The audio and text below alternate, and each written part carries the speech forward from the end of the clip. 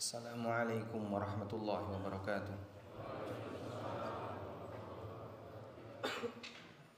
Alhamdulillahi rabbil alamin. Wassalatu wassalamu ala ashrafil mursalin Nabiyyina wa maulana Muhammadin wa ala alihi wa sahbihi ajma'in. Wa ashhadu an la ilaha illallah wahdahu la syarika lah.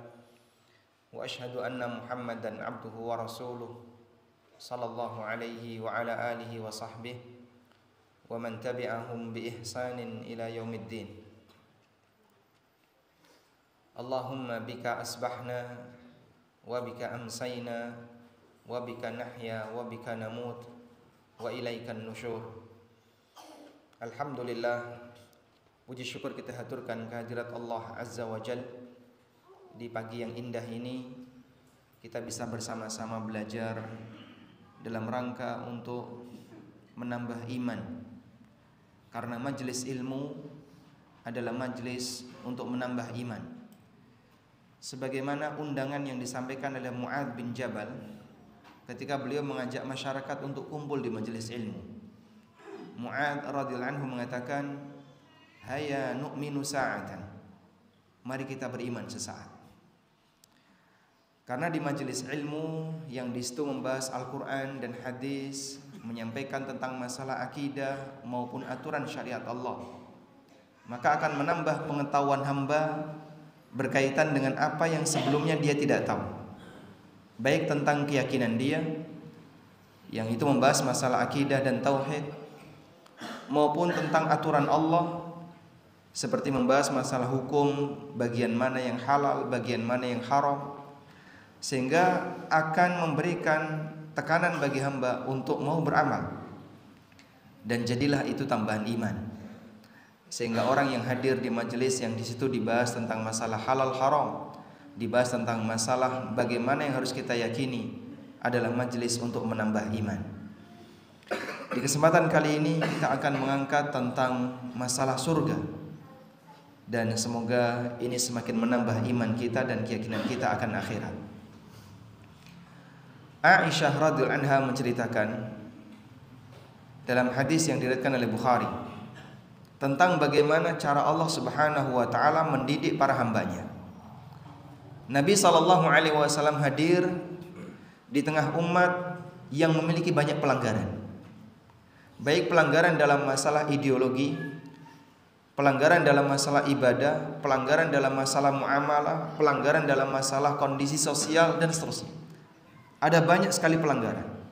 Itulah masyarakat jahiliyah.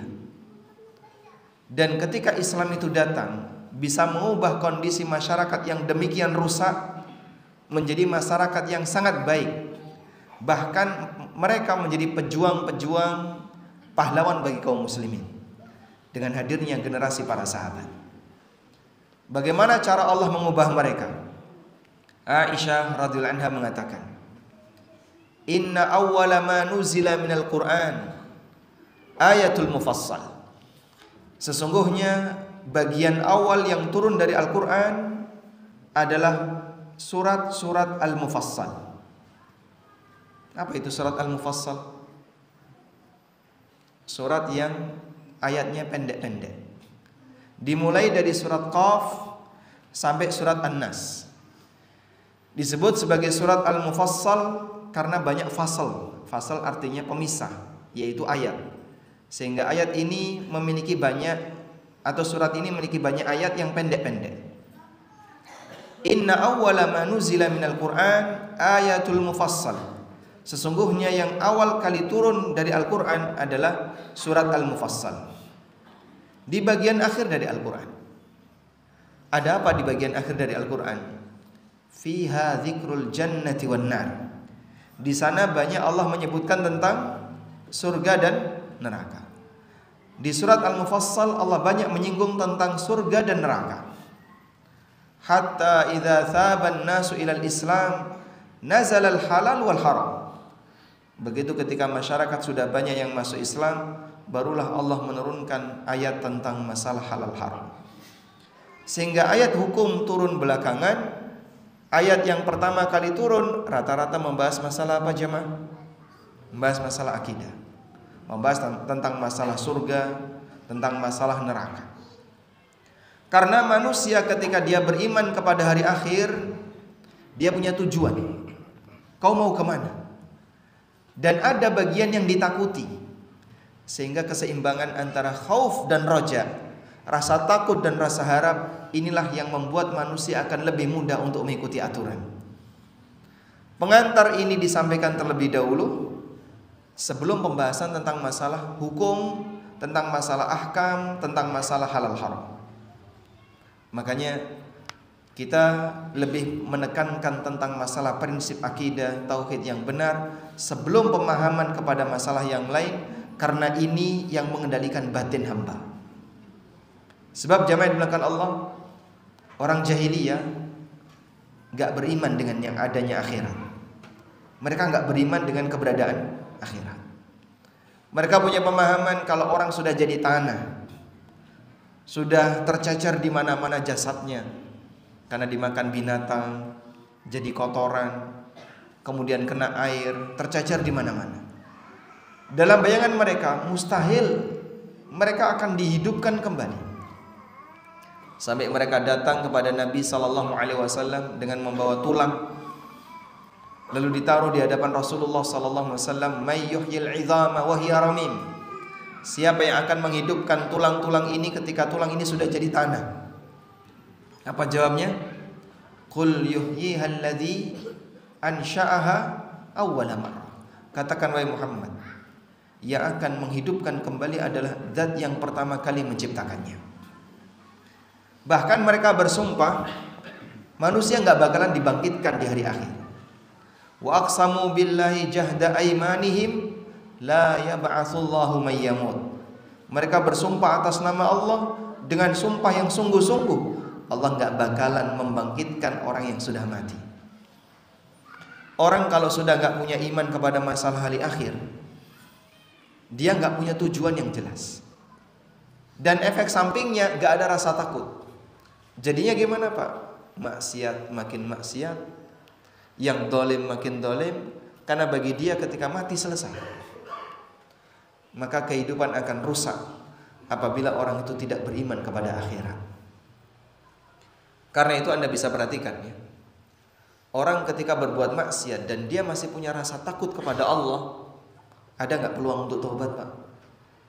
Ada gak? Ada. Tapi kalau dia sedang berbuat maksiat sementara dia merasa sedang berbuat kebaikan, ada peluang untuk taubat? Nggak ada. Sehingga orang yang paling sesat adalah ketika dia berbuat jahat, dia berbuat maksiat, tapi dia merasa berbuat taat. Nggak mungkin dia bisa bertobat.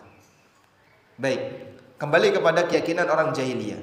Jadi mereka tidak mau mengakui adanya akhirat, dan atas dasar inilah membuat mereka kenapa semakin zalim, kenapa semakin berani berbuat untuk maksiat. Sebagian ulama menyimpulkan ada 3 titik sengketa utama antara Nabi SAW dengan orang musyrikin jahiliyah. Pertama, berkaitan dengan status Tuhan hanya satu. Nggak mau terima mereka. Sampai mereka mengatakan aja'alal alihata ilahan wahida. Inna hadza la syai'un ujab. Apakah Muhammad mau menjadikan Tuhan itu cuma satu? Ini mengherankan. Karena kebiasaan mereka Tuhan itu banyak, nggak cuma satu. Yang kedua, berkaitan dengan masalah status hari akhir. Mereka nggak mau beriman dengan hari akhir. Yang ketiga, tentang status beliau sebagai utusan Allah, mereka nggak mau ngakui. Makanya pada waktu perjanjian Hudaybiyah, di situ tertulis min Muhammadin Rasulillah, utusan orang musyrikin nggak mau mengakui. Kalau kami mengakui kau utusan Allah, ngapain kami melawan kamu? Hapus. Nabi SAW perintahkan kepada Ali, umhu ya Ali, hapus ya. Enggak ya Rasulullah. Akhirnya beliau sendiri yang menghapus. Dan ditulis Muhammad bin Abdullah. Bukan Muhammad utusan Allah, tapi Muhammad bin Abdullah. Baik. Dari sinilah kita bisa melihat bahwa iman kepada hari akhir akan menjadikan hamba itu punya tujuan yang jelas, punya harapan, dan punya rasa takut. Karena dia yakin hidup tidak sekali, akan ada kehidupan yang kedua. Di kehidupan yang kedua isinya hisab dan tidak ada amal. Selanjutnya jamaah dimulakan Allah Subhanahu wa taala. Berkaitan dengan akidah Ahlussunnah wal Jamaah, berkaitan dengan akidah Ahlussunnah wal Jamaah terkait surga. Ada banyak sekali akidah berkaitan dengan surga, dan saya tidak bercerita lengkap tentang surga karena majelis kita waktunya terbatas. Maka nanti yang akan saya sampaikan adalah bagian dari penekanan terkait perbedaan antara keyakinan Ahlussunnah dengan selain Ahlussunnah untuk masalah surga.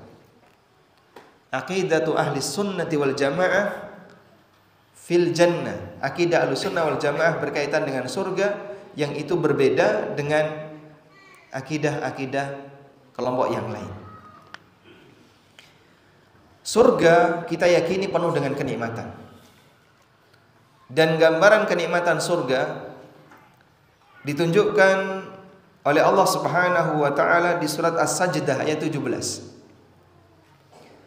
Fala ta'lamu nafsum ma ukhfiya lahum min qurrati a'yunin jazaa'an bima kanu ya'malun. Tidak ada satupun jiwa yang mengetahui min qurrati a'yunin, pahala yang menyejukkan pandangan bagi mereka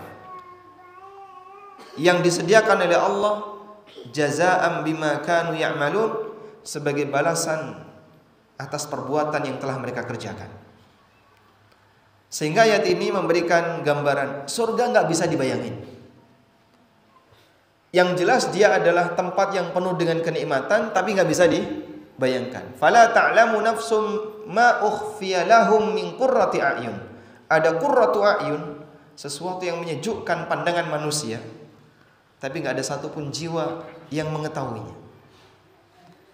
Dan ini dijelaskan dalam hadis dari Abu Hurairah radhiyallahu anhu, di mana Rasulullah sallallahu alaihi wasallam bersabda, Allah berfirman, sehingga ini hadis qudsi. Apa firman Allah? A'dadtu li'ibadiyas salihin ma la 'ainun ra'at wa la udhunun sami'at wa la khatara 'ala qalbi bashar. Aku sediakan bagi hamba-hambaku yang saleh sebuah janji indah yang enggak pernah dilihat oleh mata, enggak pernah didengar oleh telinga, dan tidak pernah terbesit dalam hati seorang hamba. Janji apa itu? Janji surga. Gambaran surga mata enggak pernah melihat, hati enggak pernah bisa membayangkan, telinga enggak bisa dengar. Sehingga kalau kita mendapatkan sesuatu yang sangat nikmat, surga jauh lebih nikmat daripada itu. Atau bahkan ketika kita membayangkan sesuatu yang sangat nikmat, surga lebih nikmat daripada itu. Coba kalau misalnya bapak-bapak kami tanya, bayangan apa Pak yang menurut Anda paling nikmat Pak? Makan durian? Atau ngopi? Atau kawin lagi? Baru cuman punya dua udah merasa paling nikmat ya. Misalnya ada orang punya bayangan ketika pengantin baru misalnya, Pak saya membayangkan yang paling nikmat itu ketika pengantin baru. Surga jauh lebih nikmat daripada yang bisa Anda bayangkan. Gak kekejar bayangan manusia untuk membayangkan nikmatnya surga. Kemudian gak pernah didengar oleh telinga. Apa sih yang dimaksud gak pernah didengar oleh telinga? Bukankah berita tentang surga itu berkali-kali kita dengar? Betul. Tapi suara asli surga kita gak pernah dengar. Suara yang paling indah menurut masing-masing orang kan beda-beda ya. Menurut Anda suara yang paling indah itu apa? Saya seneng dengerin kicau burung mas. Kalau ada burung berkicau itu saya nikmati. Anda pernah dapat bocoran tentang kicau burung surga? Tidak pernah.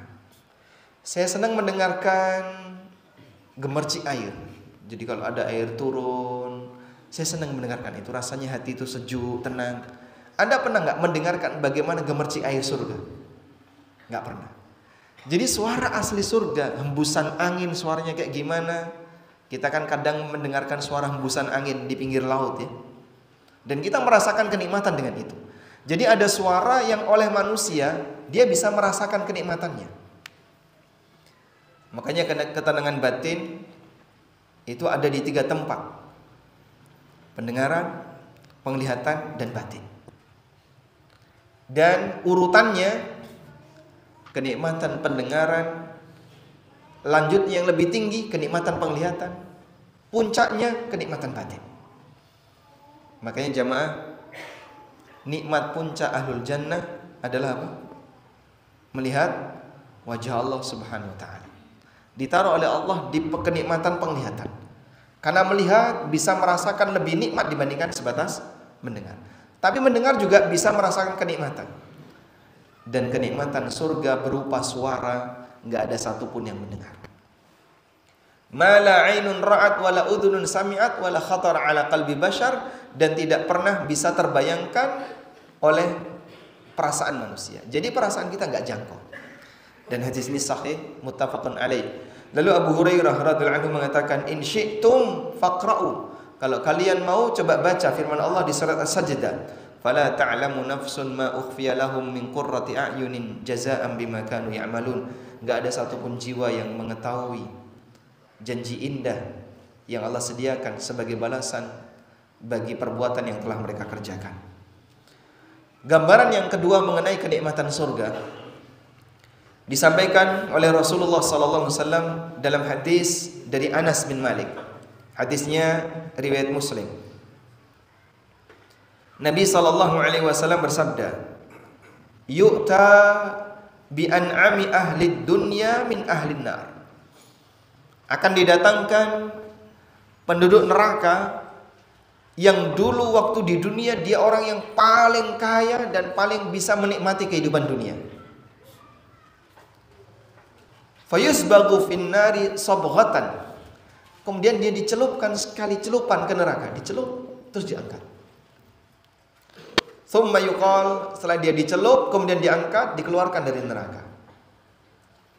Padahal dia adalah penduduk dunia yang dulu paling nikmat. Paling kaya, paling dapat kenikmatan, mungkin paling sehat, fisiknya paling bagus. Sehingga ketika dia menikmati kehidupan dunia itu maksimal. Tapi dia orang kafir. Lalu ketika di akhirat dicelupkan sekali celupan di neraka. Tsumma yuqal, kemudian ditanya, ya ibna Adam, hal ra'aita khairan qat? Wahai manusia, apakah kamu telah mendapatkan kenikmatan? Kemudian ditanya lagi, hal marra bika na'imun qat? Apakah kamu sudah merasakan banyak kenikmatan? Fayaqulu, maka dia menjawab, la wallahi ya Rabbi, belum pernah ya Allah. Jadi sekali celupan neraka itu melupakan semua kenikmatan dunia. Padahal hanya apa Pak? Sekali celupan. Cuman sekali celup diselamatin, melupakan semua kenikmatan dunia. Wa yu'ta bi asyaddin nasi bu'san fid dunya min ahlil jannah.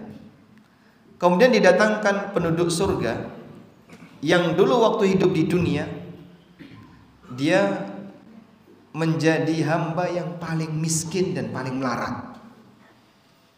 Sudah miskin, melarat.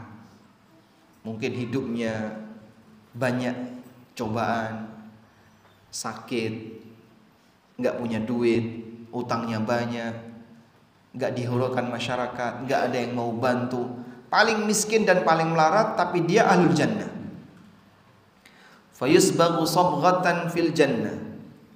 Kemudian dia dicelupkan sekali ke surga, dimasukin sekali ke surga. Cuman sebentar aja. Terus dikeluarin. Wa yuqalu lahu ya ibna Adam, hal ra'aita bu'san qat? Wa hal marra bika shiddatun qat? Kemudian ditanya, wahai manusia, apakah kamu telah merasakan hidup yang melarat? Apakah kamu telah merasakan kemiskinan? Fayaqulu, kemudian dia menjawab, la wallahi ya Rabbi, ma marra bi bu'sun qat wa la ra'aitu shiddatun qat. Enggak pernah ya Allah, saya tidak pernah merasakan hidup yang melarat sama sekali. Sehingga sekali masuk dikeluarin, melupakan semua kesusahan ketika di dunia. Maka kalaupun kita ketika di dunia mengalami banyak ujian, nyari pekerjaan susah, pendapatannya nggak seberapa, ada banyak sekali hal-hal yang kita alami dengan aneka ujian, bersabarlah. Begitu orang masuk surga, sekali masuk keluar melupakan semuanya. Taib. Selanjutnya jamaah, bagaimana akidah Ahlussunnah berkaitan dengan surga? Yang itu berbeda dengan akidah selain Ahlussunnah. Yang pertama, bahwa surga telah diciptakan oleh Allah dan sudah ada sejak sekarang. Sudah ada sejak masa silam, bukan sejak sekarang ya. Sudah ada sejak masa silam. Surga telah diciptakan oleh Allah Subhanahu wa taala. Allah Subhanahu wa taala berfirman tentang surga, kalimatnya uiddat lil muttaqin. Dijanjikan bagi orang-orang yang bertakwa. Kalimat uiddat, dijanjikan, menunjukkan bahwasanya surga itu telah ada. Sehingga dia telah diciptakan oleh Allah Subhanahu wa taala.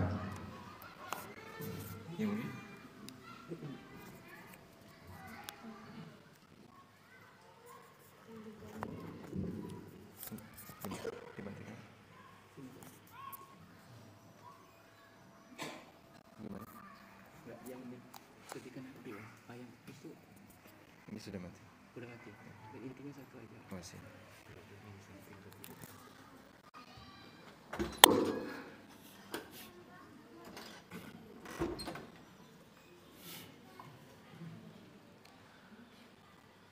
Nabi sallallahu alaihi wasallam atau tadi Allah Subhanahu wa taala mengatakan bahwa surga itu uiddat lil muttaqin, dijanjikan bagi orang-orang yang bertakwa. Sehingga surga itu sudah ada belum?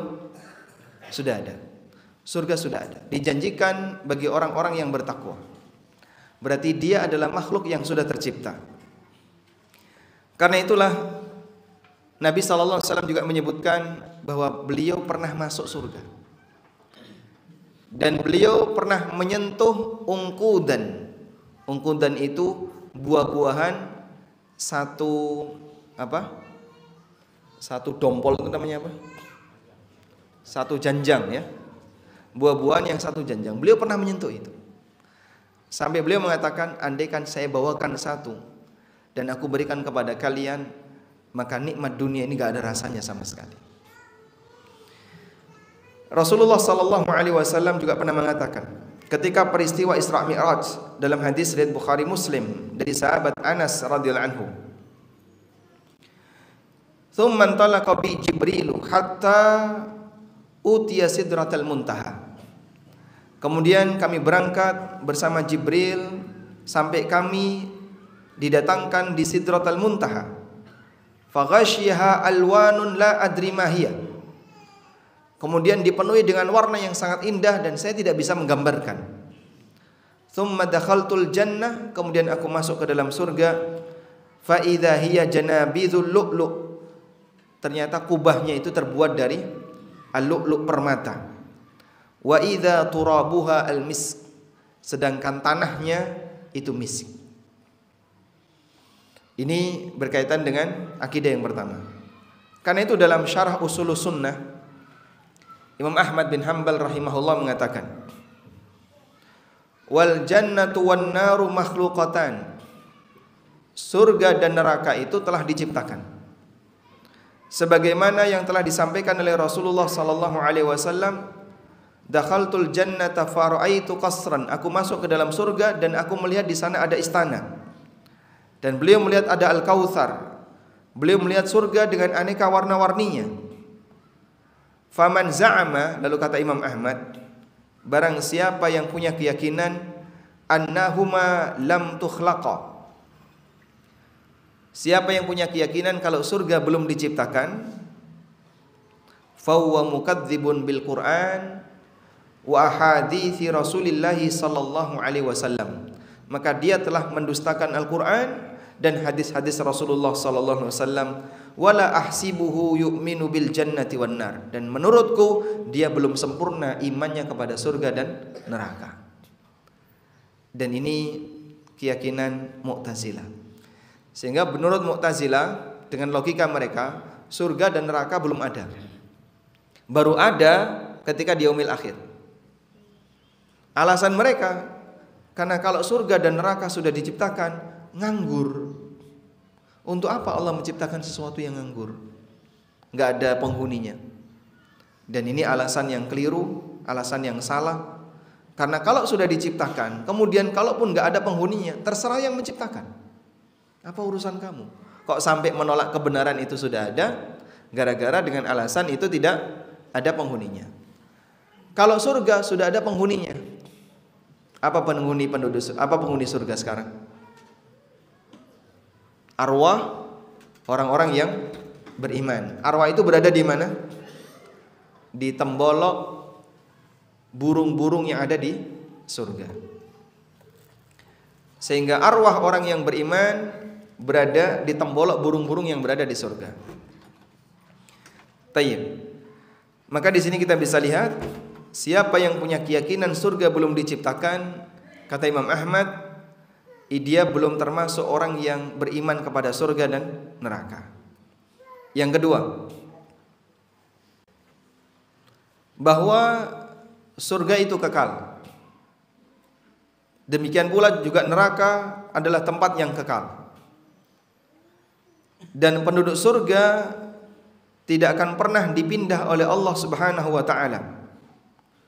Sehingga siapapun yang sudah berada di dalam surga enggak bakalan keluar.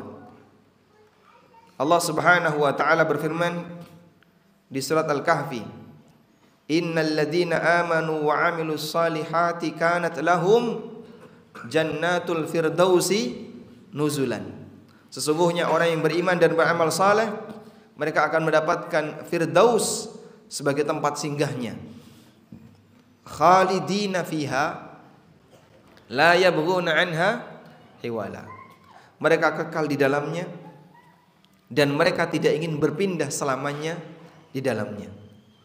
Sehingga penduduk surga kekal di dalam surga dan tidak akan berpindah.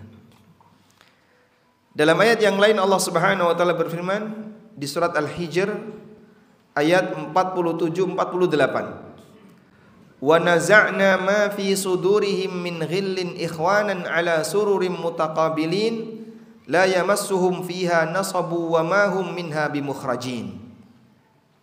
Kami lenyapkan dari hati mereka rasa dendam, kebencian, ikhwanan, semuanya bersaudara. Ala sururin, dengan penuh kebahagiaan, mutaqabilin, mereka saling berhadap-hadapan. La yamassuhum fiha nasab, enggak mengalami kecapean. Sehingga penduduk surga ketika menikmati surga itu enggak capek. Kita kalau menikmati dunia ada capeknya enggak, Pak? Ada. Misalnya mau piknik, kemana? Ke tempat yang bagus. Di mana? Di sana. Anda datang ke tempat yang bagus itu. Begitu sampai sana jalan-jalan, capek enggak? Capek. Sehingga kenikmatan surga ketika dinikmati oleh penduduknya enggak capek. Kenikmatan dunia dinikmati oleh penduduknya capek. Ada orang dikasih makanan enak, dia makan. Berapa lama dia kuat makan? Manusia kalau ngunyah terus itu kuat berapa lama, Pak? Kuat berapa lama? Setengah jam kuat? Masih kuat. 1 jam? Masih kuat. 3 jam? Capek itu rahang. Sehingga meskipun dia merasakan nikmatnya makanan itu, tapi dia nggak bisa untuk bertahan. Pasti ada capeknya. Belum lagi organ pencernaannya nggak sanggup untuk menampung. Sehingga kenikmatan dunia dijadikan oleh Allah sangat terbatas. Ada capek ketika dinikmati.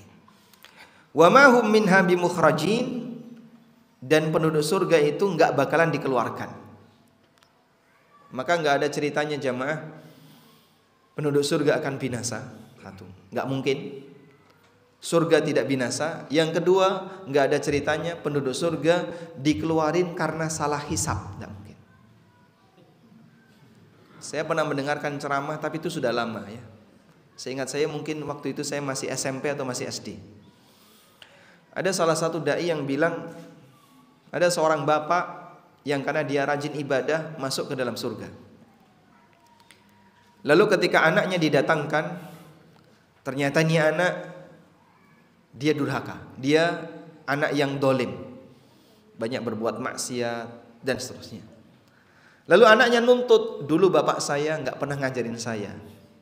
Akhirnya bapaknya disuruh keluar dari surga dan hisabnya dikoreksi. Subhanallah. Dan ini cerita nggak benar ya, karena bertentangan dengan teks dari Al-Quran. Wa ma hum minha bimukhrajin. Penduduk surga itu nggak mungkin dikeluarkan, sehingga penduduk surga akan kekal di dalamnya dan mereka tidak mungkin dikeluarkan. Tayyib. Sehingga ada keyakinan yang menyimpang, yang mereka punya anggapan bahwa penduduk surga akan dikeluarkan karena untuk mengoreksi hisab, dan itu mustahil. Allah Subhanahu wa taala Maha sempurna hisabnya dan enggak ada yang luput dari Allah Subhanahu wa taala. Yang ketiga, keyakinan yang ketiga, penduduk surga tidak akan mati. Kalau yang kedua tadi, surganya enggak bakalan binasa dan penduduknya tidak dikeluarkan. Keyakinan yang ketiga, penduduk surga enggak bakalan mati. Mereka hidup kekal selamanya.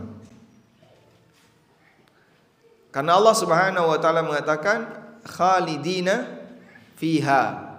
Mereka kekal di dalamnya.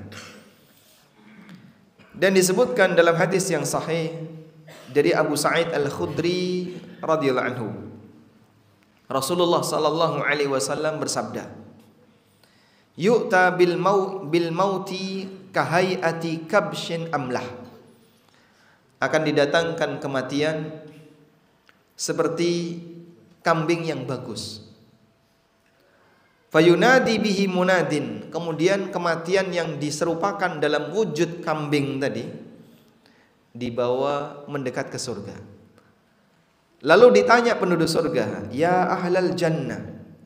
Wahai para penduduk surga. Fayashra'ibuna wa yandurun. Maka mereka pun langsung melongok dan melihat ke arah panggilan, memperhatikan ke arah panggilan. Fayaqul, kemudian ditanya kepada mereka, hal ta'rifuna hadza? Kalian tahu enggak ini apa? Tahu enggak kalian ini apa? Yang rupanya dalam bentuk kambing. Penduduk surga ditanya, tahu enggak kalian ini apa? Fayaqulun, maka penduduk surga mengatakan, na'am, kami tahu. Hadza al-maut, itu adalah kematian. Wa kulluhum qad ra'ahu, dan semuanya melihat kematian ini. Tsumma yunadi munadin, kemudian ditunjukkan kepada penduduk neraka. Ya ahlan nar, wahai penduduk neraka. Fayashra'ibuna wa yandurun, kemudian semuanya melongok dan memperhatikan ke arah panggilan. Lalu ditanya, tahukah kalian ini apa? Hal ta'rifuna hadza? Tahukah kalian apa ini? Fayaquluna, mereka semua menjawab, na'am hadzal maut. Kami tahu itu adalah kematian. Wa kulluhum qad ra'ahu, dan mereka semuanya melihat itu. Fayudbahu bainal jannati wan nar, lalu kematian yang diwujudkan dalam rupa kambing tadi disembelih antara surga dan neraka. Kematian telah mati. Pak, enggak kebayang pakai logika. Ngapain di logika, Mas? Bagian ini enggak bisa di logika. Sebab logika manusia itu terbatas. Dia hanya bisa membayangkan sesuatu yang terjangkau oleh indera. Yang enggak bisa dijangkau, enggak bisa di logika. Makanya orang-orang yang dia melogika sesuatu maksimal adalah yang mampu dia jangkau atau sedikit perubahan. Contoh Pak ya, manusia itu kan kadang membayangkan sesuatu terus dijadikan film. Sehingga misalnya ada aneka manusia-manusia sakti yang dia punya kekuatan super.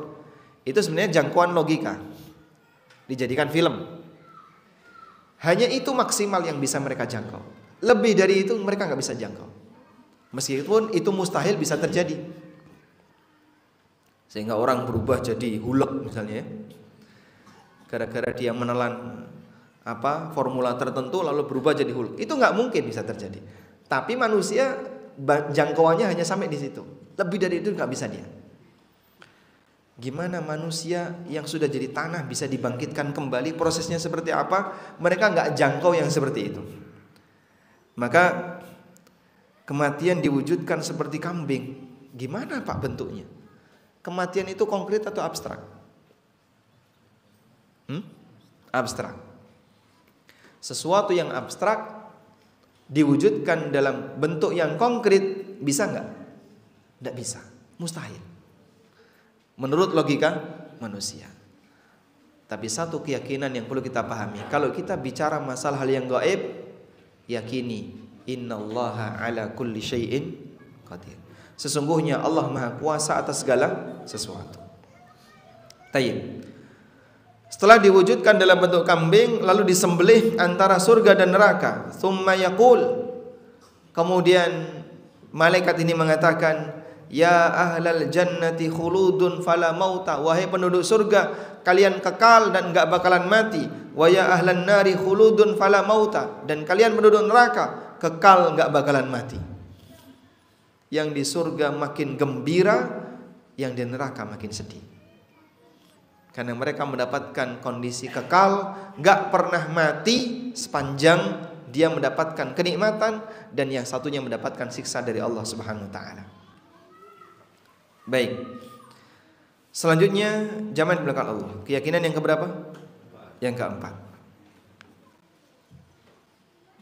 Bahwa di surga ada banyak sekali kenikmatan. Dan meyakini kenikmatan itu bagian dari syarat untuk mendapatkannya. Kalau enggak yakin, enggak dapat. Kalau yakin, berpeluang untuk dapat. Paham? Sehingga siapa yang mendustakan aneka kenikmatan itu, maka ancamannya bisa jadi dia nggak dapat kenikmatan itu. Mas, saya nggak percaya kalau di surga ada bidadari, Mas. Bener nggak percaya? Nggak percaya saya. Bisa jadi dia nggak dapat. Maka orang yang nggak percaya di surga ada sungai Homer, bisa jadi nggak dapat. Orang yang di surga nggak percaya kalau Allah bisa dilihat dan itu merupakan nikmat yang paling tinggi, bisa jadi nggak dapat. Orang yang di surga nggak percaya dengan adanya apalagi pasar di surga, bisa jadi dia nggak dapat. Maka gara-gara nggak percaya, Allah jadikan itu penghalang bagi dia untuk bisa mendapatkannya. Karena itu ada kaidah yang disampaikan oleh Ibnu Katsir mengutip keterangan para ulama di Al-Bidayah wan Nihayah. Ibnu Katsir mengatakan, waqalu, para ulama mengatakan, man kadzdzaba bi karamatin lam yanalha. Barang siapa yang mendustakan karamah, dia enggak dapat karamah. Dan yang dimaksud dengan karamah di sini adalah aneka kenikmatan surga. Dan kelompok yang paling banyak menolak seperti ini Mu'tazilah dan Ahlul Kalam. Ada Maturidiyah, ada Kulabiyah, dan aneka Ahlul Kalam dalam masalah akidah. Itu paling banyak menolak seperti ini. Ada yang gak percaya syafaat. Sebagian kelompok Khawarij gak beriman dengan syafaat. Maka dia mendustakan karomah. Bisa jadi dia gak dapat syafaat. Ada yang gak percaya haud. Mana mungkin Pak ada telaga. Di akhirat telaganya di mana? Dia enggak percaya dengan telaga Nabi SAW. Bisa jadi dia enggak dapat telaga itu. Man kadzdzaba bi karamatin lam yanalha. Maka siapa yang mendustakan, enggak percaya dengan salah satu janji indah yang Allah berikan kepada para hambanya, dia enggak dapat merasakan janji itu. Ada satu kejadian, tokoh Mu'tazilah yang meninggal dunia dan dia hidup di zaman Imam Ahmad. Namanya Bishr al-Murisi. Bishr al-Murisi, salah satu tokoh Mu'tazilah yang hidup di zaman Al-Ma'mun dan di antara orang yang mempengaruhi Ma'mun untuk mengembangkan akidah Mu'tazilah di Daulah Abbasiyah. Bishr al-Murisi. Pada waktu Bishr al-Murisi ini mati, enggak ada satupun ulama ahlu sunnah yang ikut mengiringi jenazahnya. kecuali satu orang, dia ikut menyolati dan mengiringi jenazahnya. Ada satu ulama Ahlussunnah yang bernama Ubaid Asyunizi. Ubaid Asyunizi ikut menyolati Bishr al-Murisi dan ikut mengantarkan jenazahnya Bishr al-Murisi ke kuburan. Falamahu ba'dul muhadditsin, akhirnya beberapa ulama ahli hadis, ulama Ahlussunnah di masa itu mencela orang ini. Mencela Ubaid. Kamu kenapa kok ikut-ikutan? Dia itu gembongnya kelompok yang sesat. Faqala lahum ala tasma'un kaifa da'utu lahu fi salati. Tunggu dulu. Jangan memarahiku. Tunggu dulu. Saya mau cerita bagaimana doa yang saya ucapkan ketika saya mensolati jenazah dia. Apa yang kau baca? Qultu, aku baca ketika saya mensolati jenazahnya. Allahumma inna abdaka hadza kana yunkiru adzabal qabri. Ya Allah, hambamu ini Bishr al-Murisi enggak beriman dengan azab kubur. Allahumma fa'adzikhu min adzabil qabri. Karena itu ya Allah, berikan dia azab kubur. Wa kana yunkiru syafa'atan nabiyyika. Ya Allah, dia mengingkari syafaat nabimu. Fala taj'alhu min ahliha. Karena itu ya Allah, jangan kasih dia syafaat. Wa kana yunkiru ru'yataka fil daril akhirah. Dan Bishr al-Murisi ya Allah, dia enggak beriman kalau engkau bisa dilihat di akhirat. Fahjub wajhakal karim anhu. Maka berikan tabir wajahmu yang mulia darinya. Jangan beri kesempatan dia untuk melihat wajahmu. Spontan ulama yang ada di sekitarnya ketawa. Jadi dia bukan mendoakan kebaikan dan ampunan, tapi mendoakan apa? Kebalikan. Dan inilah yang diyakini oleh para ulama. Siapa yang tidak mengimani aneka kenikmatan di surga, maka dia tidak akan mendapatkan kenikmatan itu. Dan salah satu di antara kenikmatan puncak di surga adalah apa, Pak? Melihat wajah Allah. Kenapa melihat wajah Allah merupakan kenikmatan puncak? Karena pencipta semua keindahan adalah zat yang paling indah. Sehingga kalau Anda misalnya melihat pemandangan yang sangat indah atau benda yang sangat indah, permata yang sangat indah, itu bagian dari salah satu ciptaan zat yang maha indah. Dan di antara nama Allah adalah Al-Jamil, zat yang maha indah. Sehingga pencipta segala keindahan adalah zat yang maha indah. Dan Nabi SAW menafsirkan firman Allah Subhanahu wa taala, lilladzina ahsanul husna wa ziyada. Bagi orang yang berbuat baik, maka dia mendapatkan al-husna, artinya surga, wa ziyadah, dan tambahannya. Apa tambahan surga? Disampaikan dalam hadis dari Suhaib bin Sinan. Idza dakhala ahlul jannatil jannah. Apabila penduduk surga telah masuk surga, yaqulullahu tabaraka wa ta'ala, maka Allah menawarkan kepada mereka, turiduna syai'an azidukum. Apakah kalian menghendaki sesuatu yang akan aku tambahkan untuk kalian? Kurang apa? Nanti saya tambahkan untuk kalian. Masya Allah. Anda datang sebagai tamu, disediakan hotel yang mewah, makanan yang mewah, lengkap semuanya. Tuan rumah menawarkan, Bapak kalau masih kurang, silahkan pencet bel ini, kami datang.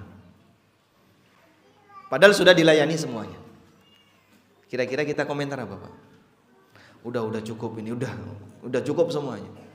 Sehingga ketika Anda sudah disediakan aneka kenikmatan yang mewah, tapi masih ditawari, menunjukkan bahwasanya Anda sangat dimuliakan. Allah Subhanahu wa taala setelah penduduk surga masuk ke dalam surga masih menawarkan kepada mereka, turiduna syai'an azidukum. Kurang apa nanti saya tambahkan. Fayaqulun, maka mereka mengatakan, alam tubayyid wujuhana, alam tudkhilnal jannah wa tunjina minan nar. Ya Allah, bukankah engkau telah membuat putih wajah kami, kau telah masukkan kami ke dalam surga, dan kau selamatkan kami dari neraka. Sudah cukup semuanya. Fayakshifu anil hijab. Lalu kemudian Allah membuka tabir yang menjadi penghalang antara wajahnya dengan hambanya. Fama u'tu syai'an ahabba ilaihim minan nadhari ila rabbihim. Dan belum pernah mereka mendapatkan kenikmatan yang lebih mereka sukai dibandingkan melihat zat yang selama ini mereka sembah, Allah Subhanahu wa taala. Melihat wajah Allah dalam posisi Allah ridha kepada mereka, itulah puncak kenikmatan ahlul jannah. Pernah enggak Anda berdoa seperti ini? Minta kepada Allah melihat wajahnya. Pernah enggak Pak berdoa minta kepada Allah agar bisa melihat wajahnya? Ada yang pernah? Yang pernah berdoa kepada Allah? Masya Allah. Bagaimana teks doanya? Doa barusan, baru saja. Masya Allah. Pertanyaan pertama nggak bisa jawab, pertanyaan kedua dijawab. Gimana kalimat doanya melihat wajah Allah?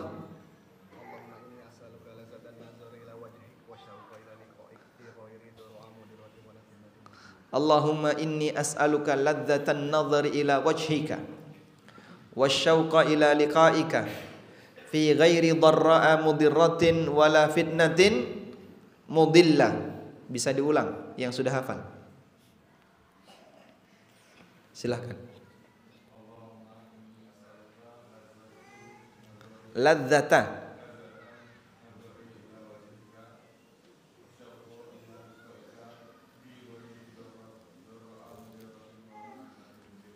Masya Allah.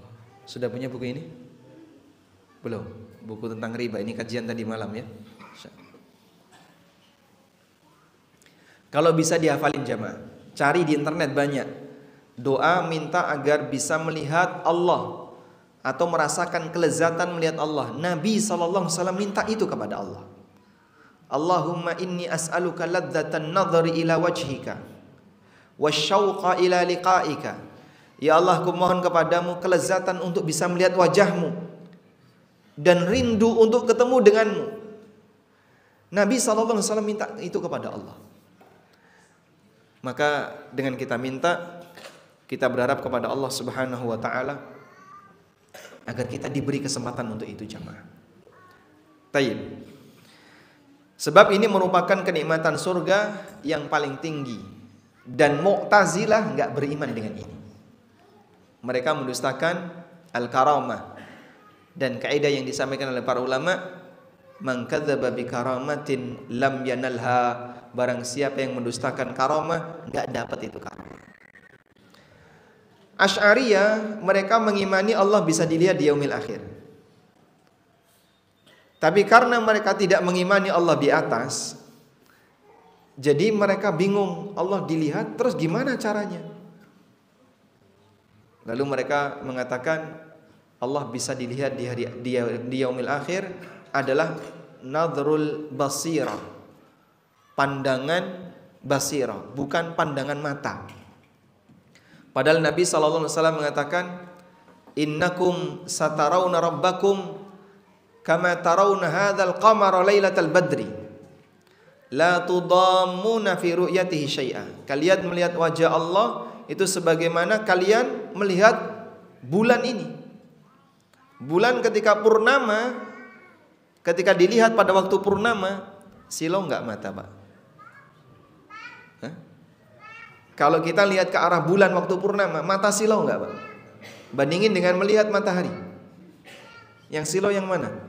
Yang matahari. Bulan kita bisa melihat dalam waktu yang lama, Pak. Dan enggak silau. Anda lihat lampu di atas, itu silau, Pak. Tapi Anda lihat bulan, itu menikmati. Sehingga orang yang melihat bulan ketika purnama, mereka enggak silau, enggak rebutan, tidak kemudian antri. Beda dengan melihat tempat yang sempit, ngantri untuk melihat tempat yang sempit. Itu bisa ngantri. Tapi kalau lihat bulan, orang nggak ngantri. Dimanapun dia berada, tinggal keluar dari rumahnya, lihat ke arah atas, bisa lihat bulan. Nabi SAW membuat permisalan cara manusia melihat Allah itu sebagaimana mereka melihat bulan. Di sini ada tasbihur ru'ya birru'ya la tashbihul mar'a bil mar'ah. Yang disamakan adalah metode melihatnya, cara melihatnya, bukan yang disamakan zat yang dilihat. Karena Allah tidak seperti bulan, subhanallah. Namun yang beliau samakan cara melihat Allah itu sebagaimana cara melihat bulan. Orang gak rebutan, gak antri, gak desak-desakan, tidak merasakan sakit matanya, gak silau ketika dia melihat bulan. Baik, selanjutnya yang keberapa? Kelima, bahwa di surga ada pasar. Bagian dari kenikmatan surga, di surga ada pasar. Disebutkan dalam hadis dari Anas bin Malik radhiyallahu anhu, Nabi sallallahu alaihi wasallam bersabda, "Inna fil jannati lasuqan." Di surga itu ada pasar. Ya'tunaha kulla jum'atin. Didatangi oleh penduduknya setiap hari Jumat. Fatahabu rihus shimal. Kemudian ada hembusan angin dari utara.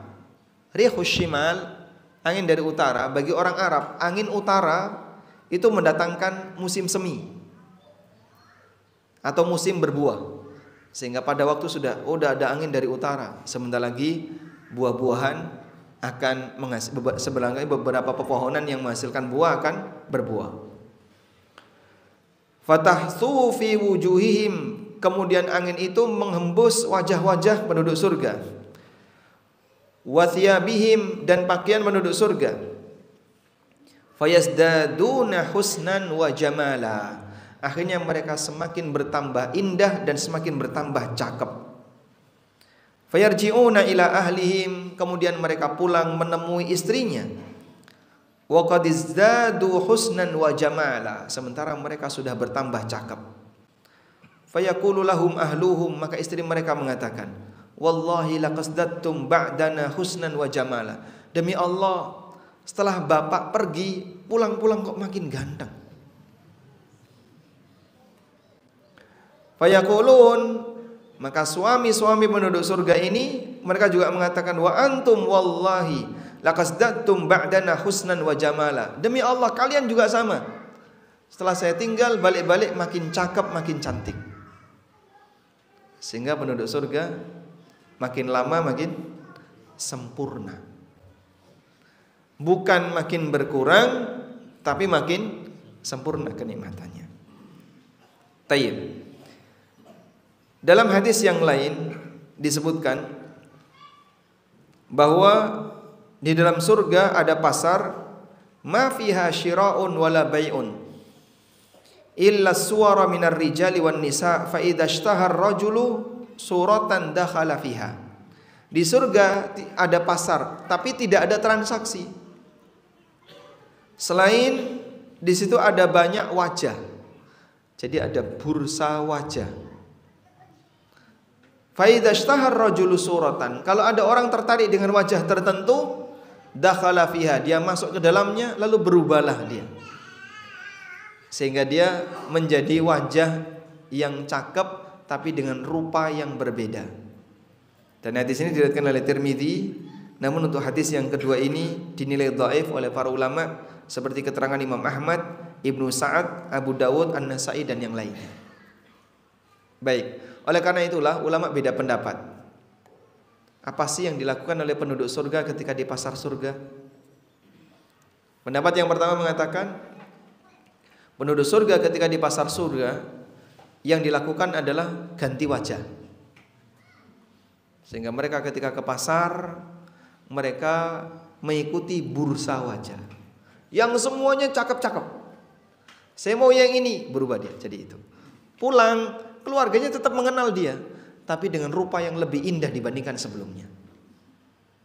Ini pendapat yang pertama. Namun pendapat ini didasari oleh hadis dhaif yang tadi kita baca.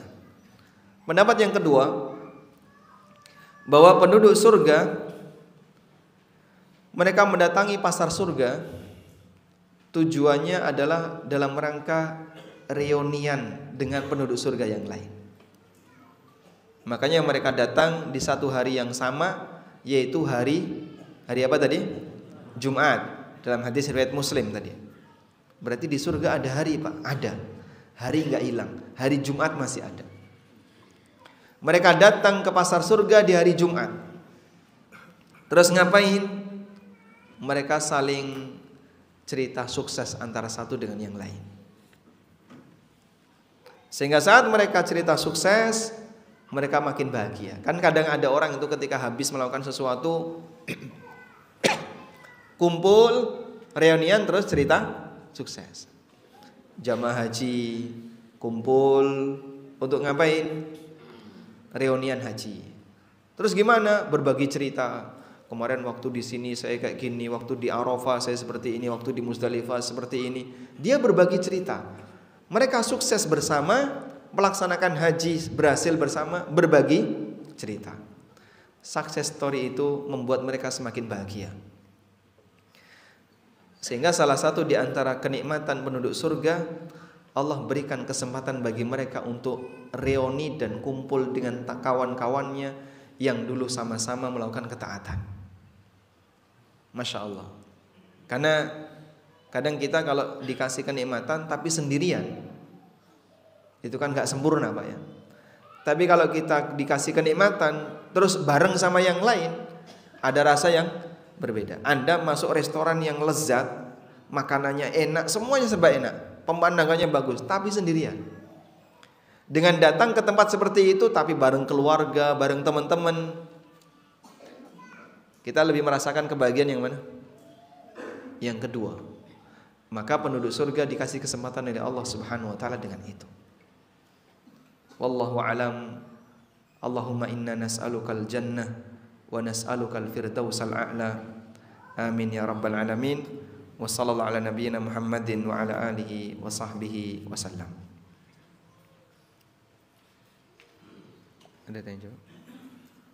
Enggak ada. Langsung bagi hadiah. Baik, langsung bagi hadiah. Alhamdulillah. Siapa yang pengen masuk surga? Semuanya. Pertanyaannya, sebutkan gambaran luasnya surga. Masya Allah, silakan duluan.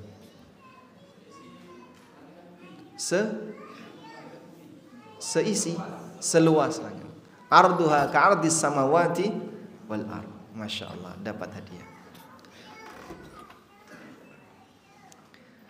Luasnya seluas langit dan bumi. Nah, selanjutnya sebutkan 3 titik sengketa antara Nabi SAW dengan orang musyrik dulu. 1. Berkaitan dengan status Tuhan itu 1. Yang kedua, iman kepada hari akhir. Yang ketiga, status beliau sebagai utusan Allah. Barakallahu fikum, dapat hadiah. Selanjutnya, sebutkan 3 hal yang diingkari oleh Mu'tazilah terkait surga. 3 hal yang diingkari oleh Mu'tazilah terkait surga. Nah, 1.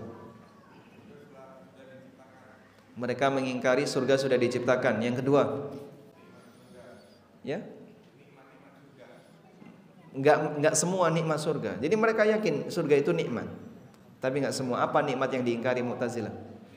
Melihat wajah Allah. Yang ketiga, ya, pasar. Wallahu alam, tadi saya enggak nyebut itu. Apa yang diingkari oleh Mu'tazilah terkait surga? Melihat wajah Allah sudah. Mereka enggak percaya dengan syafaat. Sehingga sebab masuk surga mereka enggak percaya. Barakallahu fikum. Sebutkan hal yang lain yang diingkari oleh kelompok menyimpang terkait surga. 2 saja tambahannya. Khawarij mengingkari apa? Syafaat. Tadi sudah sebenarnya. Jadi enggak apa-apa, tambahkan lagi. Ada kelompok yang dia mengingkari surga kekal. Sehingga dia punya pemahaman surga itu akan binasa, sebagaimana neraka akan binasa. Baik, tambahkan lagi ya. Apa kenikmatan tertinggi penduduk surga? Insyaallah. Apa? Dalilnya. Apa dalilnya? Dalilnya? Ya. Lilladzina ahsanul husna wa ziyadah. Bagi orang yang berbuat baik maka dia mendapatkan pahala wa ziyadah. Dan tambahannya. Dan yang dimaksud tambahan di situ apa? Yang dimaksud tambahan di situ apa? Melihat wajah Allah Subhanahu wa taala. Tayyib. Ibu-ibu bisa jawab enggak kalau ditanya? Nanti WA. Ya? Pakai kertas. Nah, langsung jawab. Langsung jawab.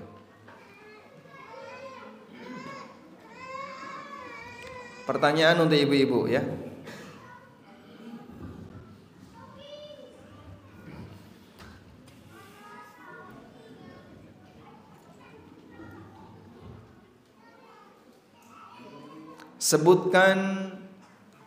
Sebutkan pemimpin penduduk surga di kalangan wanita.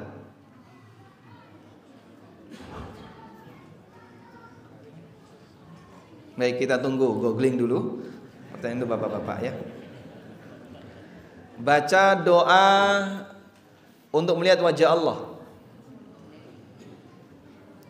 Nah, silahkan.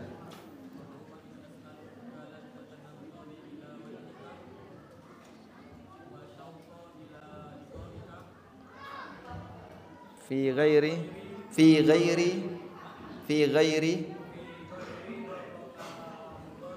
mudarratin fi ghairi dharra'a madarratin wala fitnatin mudillah. Masya Allah. Baik, sudah ketemu jawabannya? Belum? Sedang dicari ya. Masih googling ya. Masya Allah. Internetnya masih muter-muter, masih loading. Kita tunggu selanjutnya. Nah, pertanyaan berikutnya. Sebutkan lelaki yang menjadi sayyidu ahlil jannah. Pemimpin penduduk surga di kalangan lelaki. Nah, siapa? Siapa? Hamzah atau siapa? Baik, Nabi Muhammad sallallahu alaihi wasallam. Pemimpin penduduk surga di kalangan syuhada. Tadi yang jawab Hamzah. Hamzah, masya Allah. Baik, dapat hadiah. Ini kasih 2 ya. Bagi-bagi hadiah aja. Nah, ASN ada di sini. ASN. ASN ya. Pertanyaannya untuk tadi malam. Ikut kajian tadi malam? Ikut ya. Tayyib. Apa syarat lembaga keuangan bisa mendapatkan keuntungan yang halal?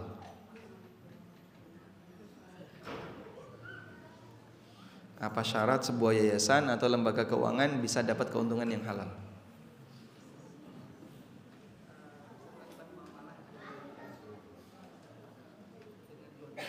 Jual beli, caranya gimana?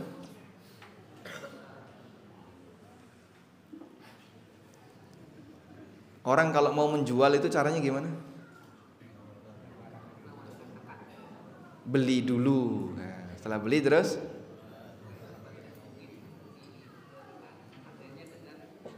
ini Mas. Alhamdulillah. Baik. Dapat hadiah ya. Nanti silahkan dipelajari, sampaikan ke teman-teman ASN yang lain. Semoga buku itu tidak menakutkan bagi teman-teman Anda. Ada orang ASN dikasih buku itu nggak mau dia, nggak berani baca. Dikasih gratis, bawa nggak mau dia, nggak tahu. Coba nanti bapak periksa ada nggak cerita horor di situ, sampai ada orang yang ketakutan untuk membacanya. Nah, Selanjutnya, sudah ketemu tadi ibu-ibu? Sudah?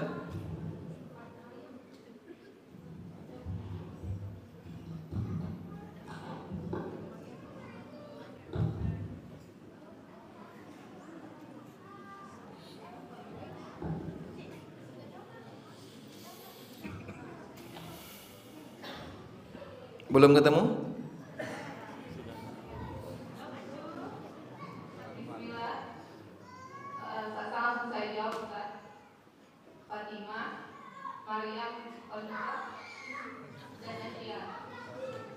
Nah, dapat hadiah ya. Itu yang jawab berapa orang? 1 atau 2? Kerjasama kan? Karena kerjasama saya kasih hadiah banyak ya. Nanti dibagi-bagi saja kan, itu googling bareng-bareng itu.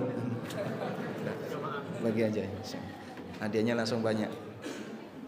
Nah. Afdhalun nisa'il jannah arba'. Wanita penduduk surga yang paling afdal ada 4. Maryam bintu Imran, Khadijah bintu Khuwailid, Fatimah bintu Muhammad, satu lagi Asia, bukan Aisyah ya. Asia imra'atu Fir'aun. Asia bintu Muzahim, istrinya Fir'aun. Nah, ini penghargaan yang datang dari paling jauh. Yang dari paling jauh. Bengkulu tapi paling jauh mana? Mana Pak? Muko-muko. Muko-muko ke sini dalam rangka apa? Oh gitu. Memang mau hadir kajian? Masya Allah. Dikasih ini. Baik. Berapa orang muko-muko? Oh banyak, udah habis. Ini satu ya, judulnya Fikih Wanita. Buku judulnya Fikih Wanita. Ini untuk ibu-ibu. Pertanyaannya,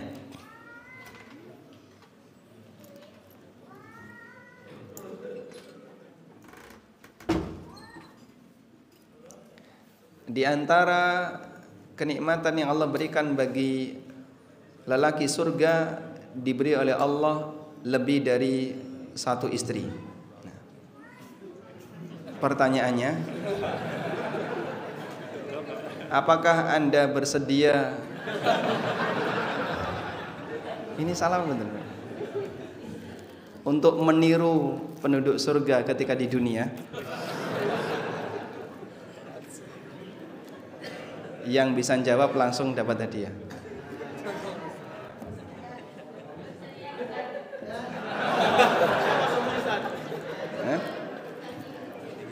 Sebentar, yang jawab jangan banyak-banyak, 1 aja ya, hadiahnya cuma 1.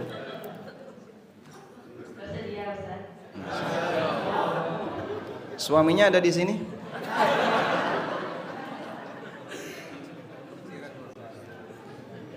Gak ada suaminya ya, alhamdulillah. Ini gak dengar suaminya. Berarti tetangga masjid itu Pak. Baik, walhamdulillah. Sekarang sudah jam 6:30 lebih. Mungkin demikian yang bisa kita sampaikan. Semoga bermanfaat. Wassallallahu ala nabiyyina Muhammadin wa ala alihi wa sahbihi wasallam. Wa akhiru da'wana alhamdulillahi rabbil alamin. Subhanakallahumma wa bihamdika asyhadu an la ilaha illa anta astaghfiruka wa atubu ilaik. Wassalamualaikum warahmatullahi wabarakatuh.